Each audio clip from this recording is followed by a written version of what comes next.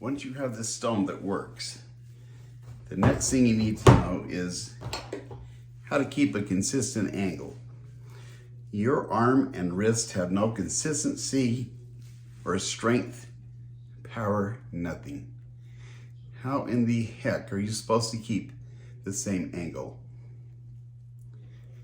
If you put your first finger on the blade like this, take your finger and press it down on the blade like that. Now I want you to lock your wrist. Then I want you to take your other hand and squeeze your wrist like this. Bring it back to your side like this. Now take your hand off.